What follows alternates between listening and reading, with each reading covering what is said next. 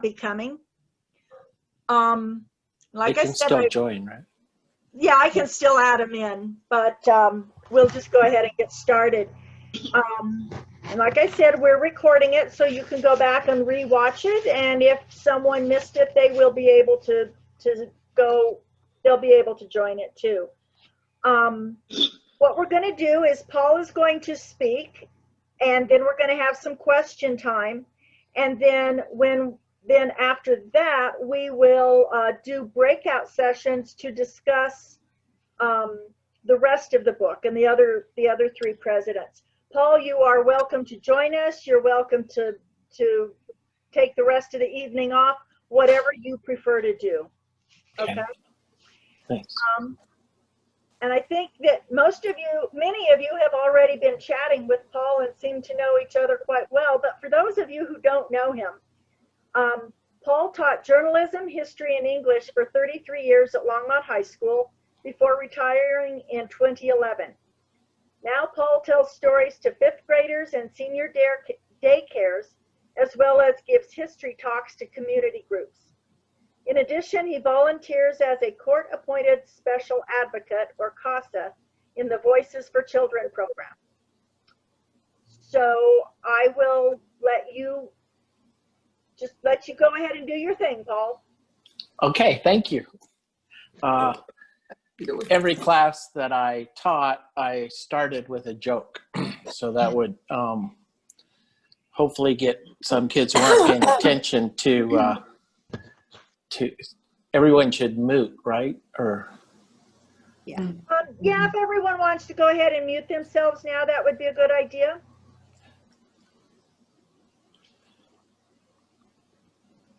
It is hard to tell these jokes on Zoom because I don't get the reaction that I would live, so I don't know if the joke worked or not. But okay. Okay, so these two guys are sitting at a bar, and they're discussing things in life. And one of them says, "Have you heard about the Canary Islands?" "Well, I just found out that there really aren't any canaries on those islands." And the other guy says, "Really?" He says, "Yeah, it's true, and it's the same for the Virgin Islands. There aren't any canaries on that island either." Okay, so I try to make a point of the joke somehow relating to the talk, and in this case, sometimes it's wrong when we expect a certain outcome if things go a different way. And the best thing about Lincoln, or about in this talk, it's about how to love your enemies. And what I think's important about studying history is the personal lessons you can derive from not only avoiding the mistakes of the past, of course, but also to be inspired by what worked out, what some of the positive outcomes. So we can become inspired to live up to heroic qualities by studying the people of the past. So we'll take this idea of in the Bible, Jesus said, "You have heard that it was said that you shall love your neighbor and hate your enemy. But I say to you, love your enemies and pray for those who persecute you." Well, that's fine. That's good as far as he went, but he didn't say how to do this. And it's not an easy trick to truly to love your enemies. I once had a student says, "Well, just because I love them doesn't mean I have to like them." I said, "Well, no, I think you do have to." Anyway, so Abraham Lincoln seems to deal with a whole slew of enemies, or potential enemies at least. And it's very instructive how he reacts to it. It's often counterintuitive. It's not how most of us would think of dealing with this jerk or whoever we're faced with. Okay, so just as part of the background, you should know that Lincoln suffered from what was called melancholia at that time. Today, we would probably say he's clinically depressed. and would have to be prescribed medication. He had a predisposition to go into these bouts of melancholia, and he had a whole bunch of environmental things that happened to him as well in his early life. All these people died that he loved, and so it was tough. And he had two ways to deal with this melancholia. One was to tell stories and to tell jokes. So I picked up on that, and I have adopted that in my presentations. The other thing was, whenever he felt himself starting to lose emotional stability, he would act. He believed that he was had some things to do. He thought that he was predestined to accomplish important work in the world. He thought that God was working through him, and so if he would act, then he could combat the melancholia.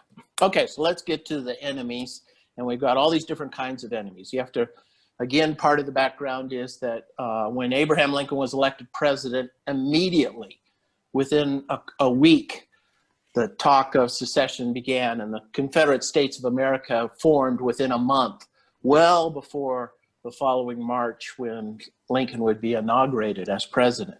So he had to face the prospect of civil war. That wasn't the only oppositional group. In the North itself are 5 slave states. So it's not, there's some disagreement between the free states and the slave states, even with the Union, within the Union. There's, within the Republican Party, there's a radical part to the party, and there's the moderate Republicans, and they don't see eye to eye. Democrats are in the Union. They constituted 45% of the vote in 1860. Lincoln's own cabinet, as you know, was filled with former rivals. His own family, his wife's side of the family came from Kentucky, and there was some question whether they were on which side they were on. And Washington society didn't accept Mary in the societal parties and so forth. She didn't have any status. The media put a lot of pressure on Lincoln. There's European pressure. The Europeans they need the cotton for textile mills, and the South provides the cotton for that, and Lincoln wants to impose a blockade on the Southern cotton so that they can't sell the cotton for munitions. So there's pressure from them. And he's got pressure from his own conscience, because he has taken an oath to uphold the Constitution, which clearly is codified to protect and allow slavery. All right, so his solution with all these oppositional groups is to build coalitions of support. And he spends almost the whole first year of his administration spending time personally appointing all these offices, government offices of patronage and so forth, and making sure he has people from all the different regions of the country, making sure he has all the political viewpoints represented, making sure he has all the religions represented, and even representatives from political machines in the major cities are part of his coalition. So that he's building support for the cause to preserve the Union. And he gets these people on board with that. So not, at least for this one idea, they are going to work together. They may not agree on everything else, but at least for this overriding idea, he's got them to work together, and therefore they're not going to be enemies. Well, there's an anecdote where on January 1st, anyone in the country can come to Washington, D.C. and shake hands with the president. And Lincoln waits all day, shakes thousands of hands, and looks people right in the eye, and looks at him and in effect says, "Can I count on your support?" And that helped him secure the help. Okay, so let's go on to more specific types of enemies, specific people. Perhaps you've come across the enemy who's a stubborn type, unwilling to see reason or to compromise.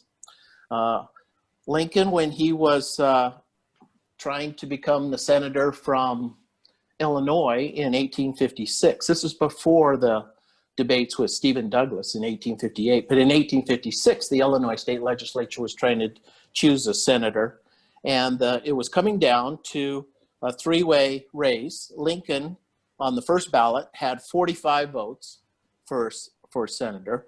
There's a Democrat, James Shields, who had 41 votes, and another Democrat had 5 votes. That was Lyman Trumbull, and he's our stubborn enemy for this juncture. They needed 50 votes to win the nomination to the Senate from Illinois.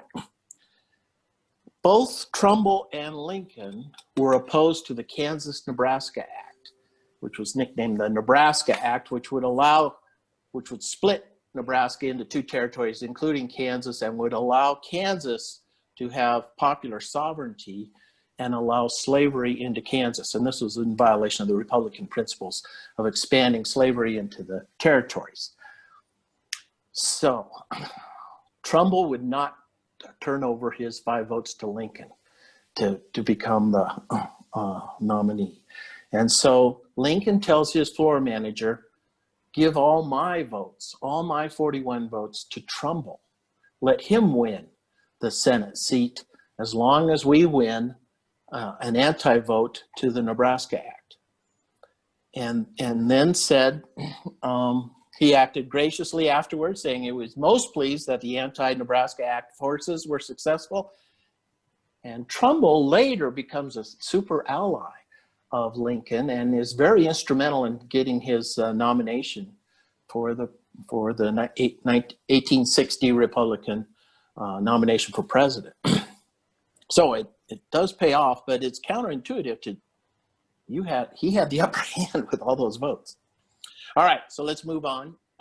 The man who was supposed to win the Republican nomination in 1860 is William Seward. And he was a heavy favorite. He even thought for sure he was going to win. He went off to Europe to meet heads of state. He thought he was going to win the nomination, win the presidency, and so forth. And then he was deeply humiliated when his dark horse, Western dark horse from Illinois, happened to pull the upset. So potentially he might have become an enemy. But Lincoln asked him to join his team in a very carefully crafted way. I'd like to think of it as a loving way. In December, right after the election, Lincoln sent his vice president-elect, Hannibal Hamlin, along with 2 letters to confer with Seward. The rumor mill predicted that Lincoln would offer Seward the post of Secretary of State and that Seward would decline because he didn't want to become involved with an administration. We have someone not muted, right? I'm picking up someone's side conversation, but I don't know. Anyway, and then after Seward declined the nomination, according to the rumor mill, that Lincoln would then go find the man he really wanted. And Seward had heard these same rumors. So Hamlin approaches Seward directly and says that he is sent by the president to offer Seward the post of Secretary of State, the highest post in the cabinet. And Seward says, well, no, thank you. We don't need to go through this charade. And Hamlin then says, okay, but before you express your views to others, here, read these. And he hands them the 2 letters. Seward opens the first letter, and it's a pro forma invitation for him to become the Secretary of State. And would he reply? And he thought, yeah, this is what was expected. But then he wasn't sure about the second letter, which was labeled private and confidential. He reads the second letter after acknowledging the rumors that Seward probably would decline the first letter's offer. Lincoln says in the letter, I beg you to be assured that I have said nothing to justify these rumors. On the contrary, it has been my purpose from the day of the nomination. I now offer to you the place in the hope that you will accept it, and with the belief that your position in the public eye, your integrity, ability, learning, and great experience all combine to render it an appointment preeminently fit to be made. So here's this potential enemy who could become a political rival being wooed with just lavish compliments. And even though Seward had to think for a while and sent his person off to meet Lincoln, who Thurlow Weed, who came back and said, wow, this guy's great. He had joined the team. And the early part of the administration, Seward thought he was going to be the president, Lincoln was going to be the figurehead. And then over time, Seward realized this Lincoln is way more competent, way more sagacious than I realized. And he becomes Lincoln's closest friend. A potential enemy becomes his closest friend. That's one of the things historians say about Lincoln, that he turned all his enemies into friends. With another former rival, the Doris Kearns Goodwin book on Team of Rivals is where I get a lot of this information. And I'm sorry I didn't read the book that you all have just read. But one of the other members, the other rival is Salmon Chase, who ran for president. And he's looking forward to running for president again in 1864 against Lincoln. And he didn't hide his ambition at all. But Lincoln needed a Secretary of Treasury who had reputation in banking. And he needs to financially pay for the war. Before the war started, the total Union Army, or the Army of the United States of America, was 16,000 men. It's going to balloon to 1 million men within a few months. Lincoln needs $500 million. He can't do it all through taxes. And he talks Chase into printing greenbacks that are not backed by gold. And Chase thought the idea might work. And with his reputation, it does work. Chase thinks so highly of himself that he puts his own picture on the greenbacks, almost like a campaign poster for 1864. And the press asked Lincoln about this, and Lincoln says, I don't mind at all. He makes a good Secretary of the Treasury.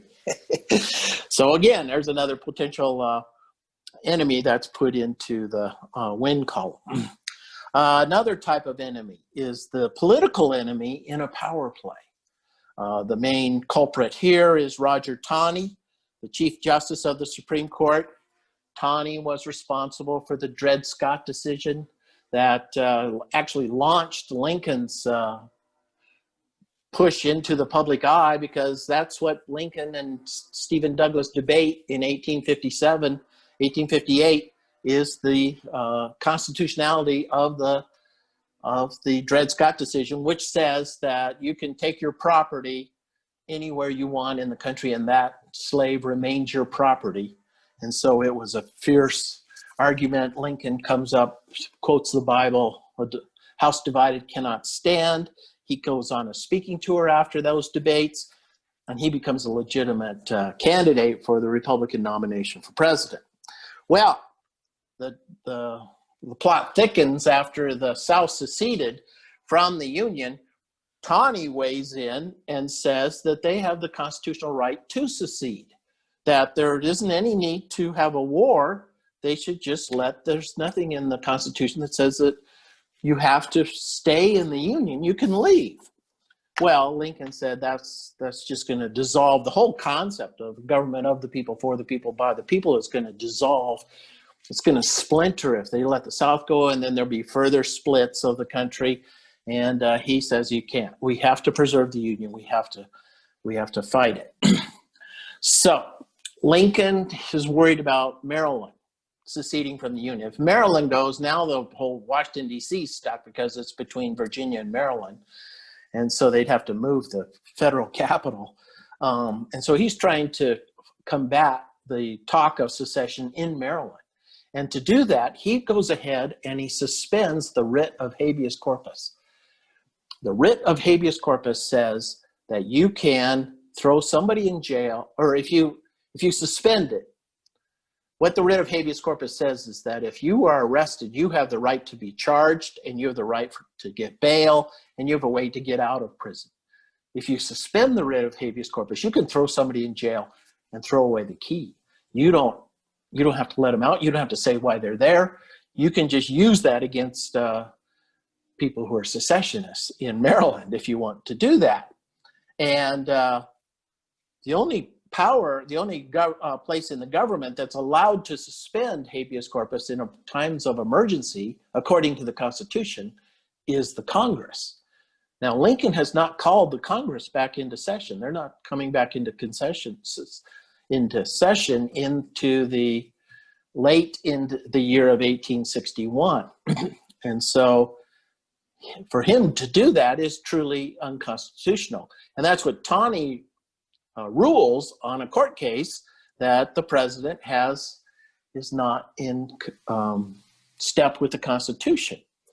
Well, Lincoln gets word to Taney that he needs to not make an issue of this. Don't stir it up. Don't pour kerosene on the fire, because the hint was to Taney that Lincoln may throw Taney into jail and suspend his writ of habeas corpus. So Taney kind of backed off and didn't push it. The lesson here in loving enemies is not to call attention to a potential firestorm. Try not to make it any worse. Okay, another enemy that you might come up against is the incompetent excuse maker. After widespread charges of corruption against Simon Cameron, who was the first Secretary of the War Department, and there was some corruption. It was pretty clear that he did that, and Lincoln was going to demote him. And Cameron says, "Please don't fire me. I'll lose so much face with my family and so forth, and it'll ruin my reputation." So Lincoln thinks for a moment, and he says, "Okay, what if I offer you the job of ambassador to Russia?" And Cameron jumps at the chance, and off he goes to Russia. So the solution in a potential enemy is to make every effort not to demean someone who's about to lose in a contest with you.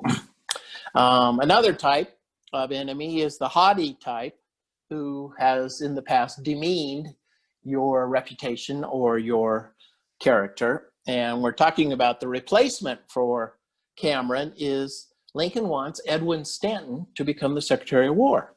Well, earlier in his career, when in the 1840s, Lincoln was in a lawsuit that was combined with Edwin Stanton, and they were on the same legal team. And so Lincoln went off to Pennsylvania to watch, in Philadelphia, to work with Stanton. And Stanton, at that time, he looked at Lincoln and he said, "He's a damned long-armed ape." And he wouldn't let Lincoln participate in the case at all. Thought he was this bumpkin from the West, and young and self-educated as a lawyer.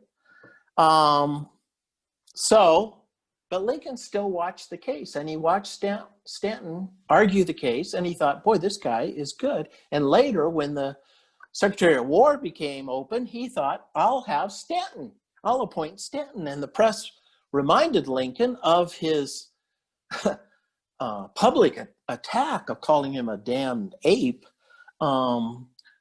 Lincoln said to the press, "I am in favor of a short statute of limitation in politics. Perhaps I have too little resentment, but I never thought it paid. A man has not time to spend half his life in quarrels. If any man ceases to attack me, I never remember the past against him." Now that is counterintuitive. I don't know if I could deal with somebody who's attacked me and then come back to and just, I'm just going to let it go. It's a brilliant way to love enemies, is to not carry a resentment. All right, so he had problems with his wife. She kind of became an enemy in the sense that she was a lavish spender of a lot of fashion and decorations for the White House and so forth. And she schemed to keep it hidden from the president. And the gardener said, let's go ahead and write up fake bills so that the government would pay these bills, and then she could use it as a way to spend all this money. And Lincoln found out about it. And even though she lied to him a couple times, he still had unconditional love for her, but he was disciplined without recrimination. So they were able to keep going as a married couple. He had an episode of oppositional media with, okay, we're still in pretty good shape. New York Times. Lincoln's plan to try to emancipate the slaves within the bounds of the Constitution, he said he thought each state could emancipate their own slaves. Delaware, starting with Delaware, they only had a few hundred slaves. Lincoln said the federal government could step in, help the states to compensate all the owners for slaves that were being set free at $400 per slave on average. And the New York Times editorialized that with the increased taxation and the out-of-control spending, the country couldn't afford the compensation scheme. And Lincoln did not write a counter editorial in another newspaper or write a letter to the editor in public. He wrote a private letter to the editor of the New York Times, and he explained the costs. If you compensate, the total cost for all of Delaware's slaves would be the equivalent to a half day of the expense of war.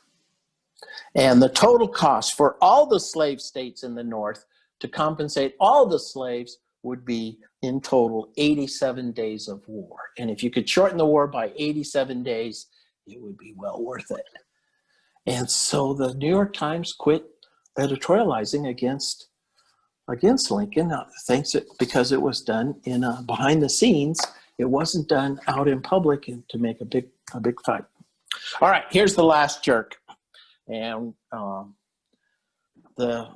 how do you deal with the complete jerk who has all of the problems that we've already mentioned? And we're talking about George McClellan. And he's an oppositional egotist.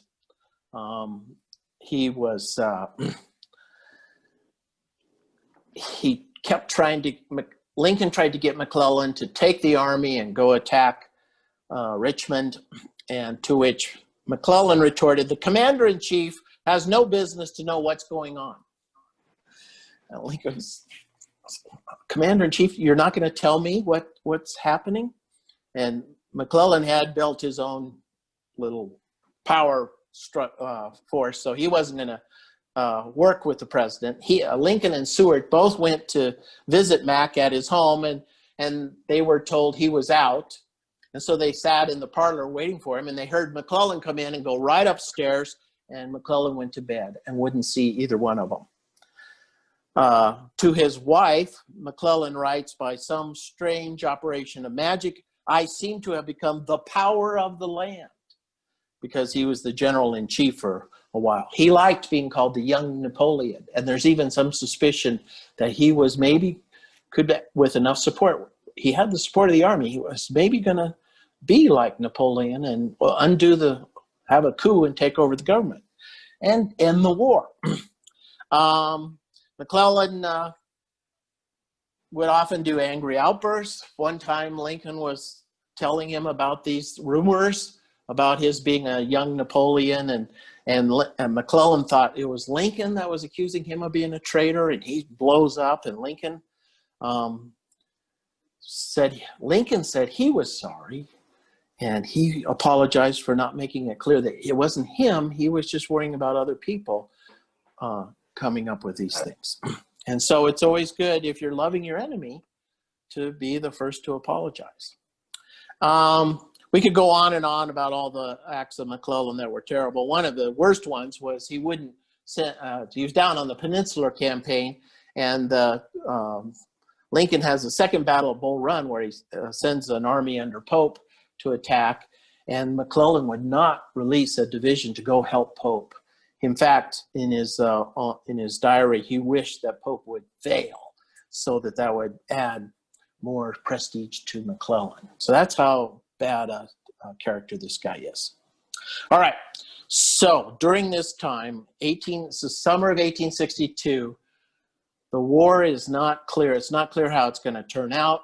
It's the Lord Palmerston in England is starting to make noise about maybe we ought to have mediation because this blockade's too effective. We need to get the cotton. We need to get these textile workers back at employ.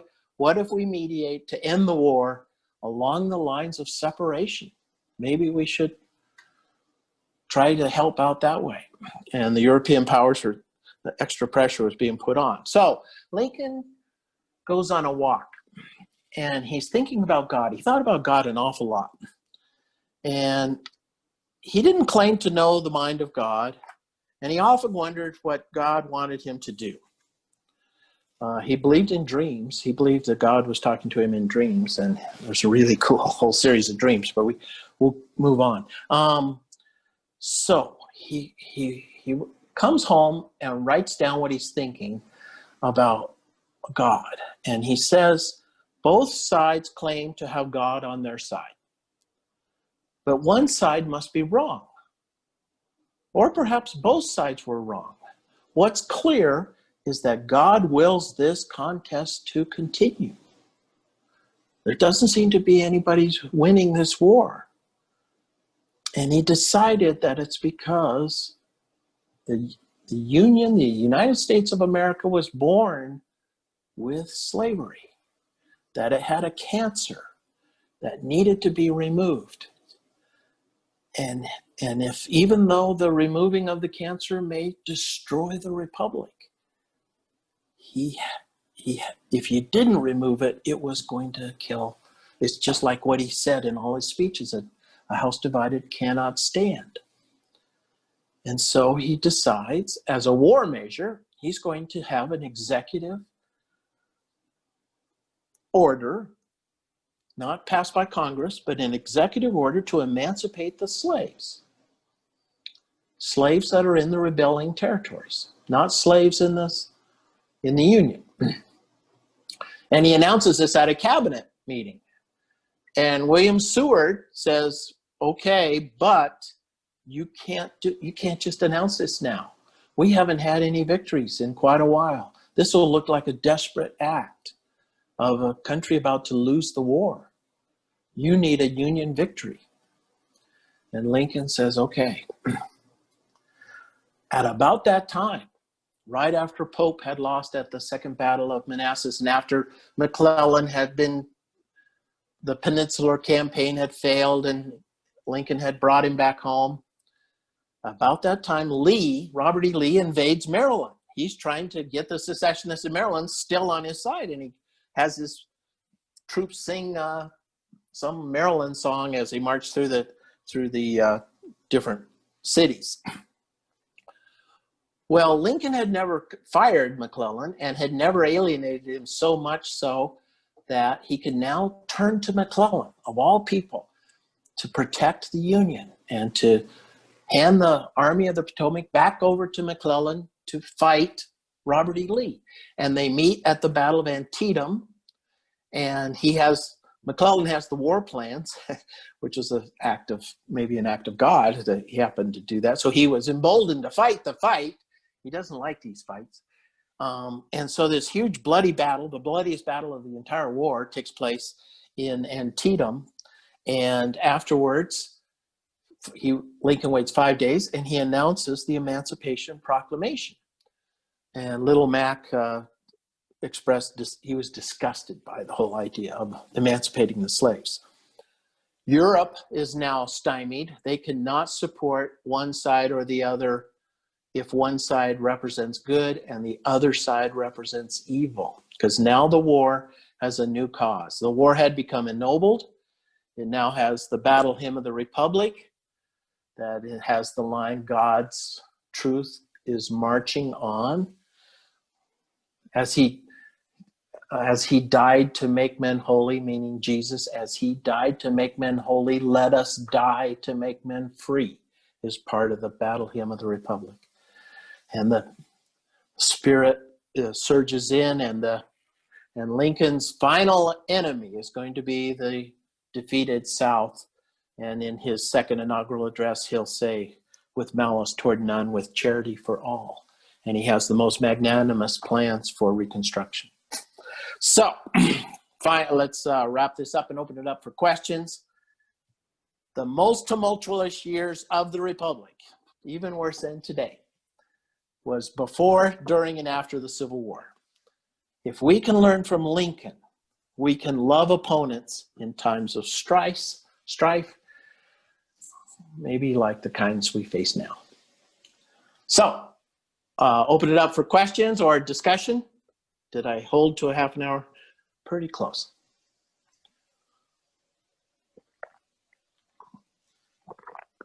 You can unmute and. So why don't we just do a show of hands if someone has a question? Unmute yourself and raise your hand, and we can ask Paul. Mark?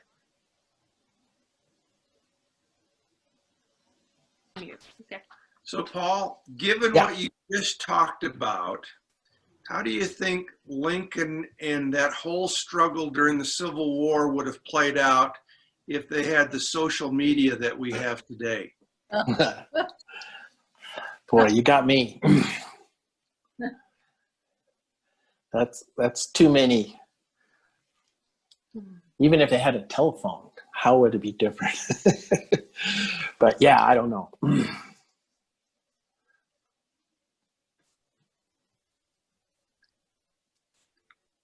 Anyone else? Questions?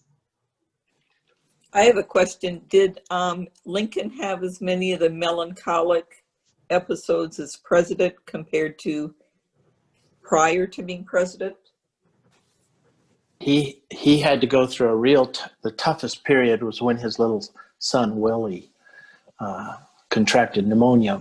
Mary was putting on the biggest party to win over Washington, and little Willie, who the president just truly loved, contracted pneumonia or typhoid or one of those, and died. And then he went into a deep depression, and there was a nurse who helped him, and she had lost 3 sons in the war, and she helped him with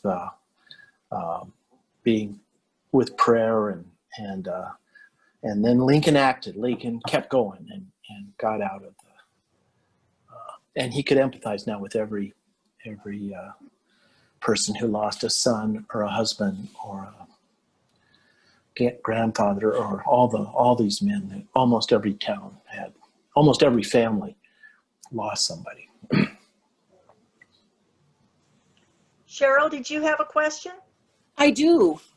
So, Paul, you know, in the book that we have just read, they talk a lot about Abraham Lincoln, and I'm wondering, I guess I'm thinking a lot about nature and nurture in these great leaders. And I am wondering what you think about the qualities that were inherent in Lincoln that made him great, the natural qualities. Boy, they talked about him having a golden heart as a child. You know, he wouldn't kill ants. I have another talk that talks about Lincoln as a godsend. Mm-hmm. Boy, there's all these mystical things that happen around Lincoln, and he's he only gets 39% of the vote. He wasn't even on the ballot in the South. How'd we get him as president? How'd he even get the nomination? All these things come to pass. He has, like I said, these dreams. He has all these dreams before a major Union victory. He has dreams of this ship trying to reach this shore, And if archetypally, you'd say it's a ship of state, and he's in a tempest. And the last night he has the dream, it's the night before he goes to Ford's Theater. The ship is at shore.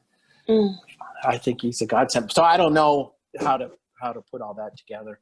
I do think all of us have this brain that's just phenomenal, and if we could tap it fully, gosh, what could we do, with all the neurons and brain power that we have? It's so we all have it. It's whether we develop it and work on it and stuff, that maybe we could become kind of a Lincoln, a little dose of Lincoln in each of us.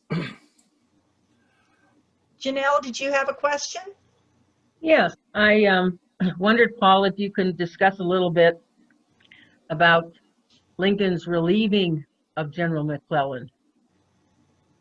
Okay, well, after the Battle of Antietam, McClellan didn't pursue. He had the wherewithal to annihilate Lee's army, and he's just too cautious. And at that point, Lincoln finally relieved him of command. And then McClellan starts to work. He's going to become the nominee for the Democratic Party in 1864 to compete against Lincoln for the presidency. And because Grant was so successful and Sheridan or Sherman had destroyed Atlanta right before that, the press was all in favor of Lincoln getting re-elected.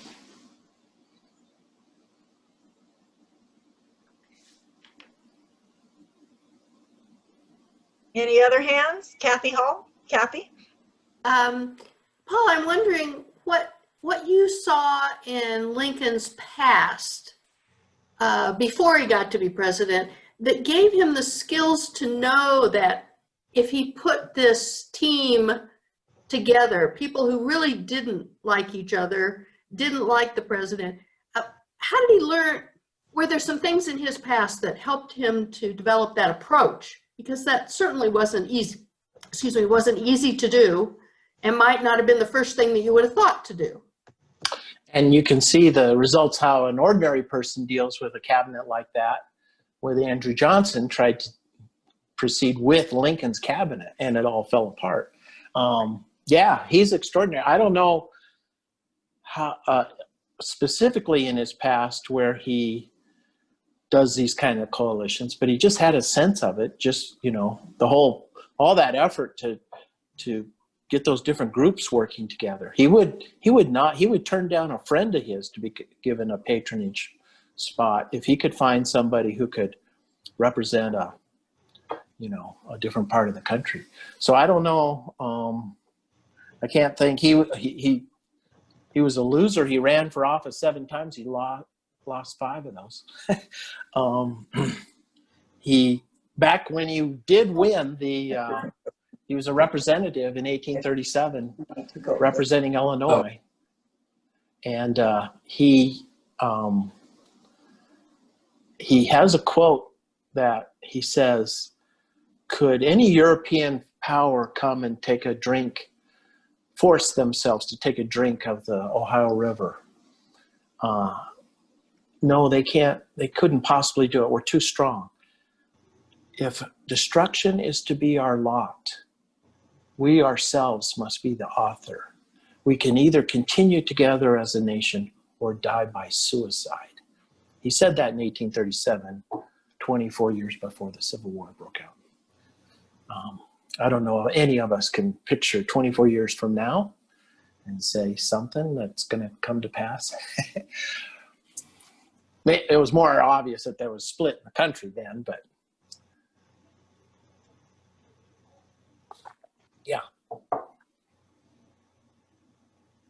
Linda, you're muted. Unmute yourself. You talked about the UK meeting with concerned about the cotton. Right, along with France. Did they actually have discussions with Lincoln about this, how to abate the war, or? They were going to propose that. They hadn't got that far to tried to send envoys.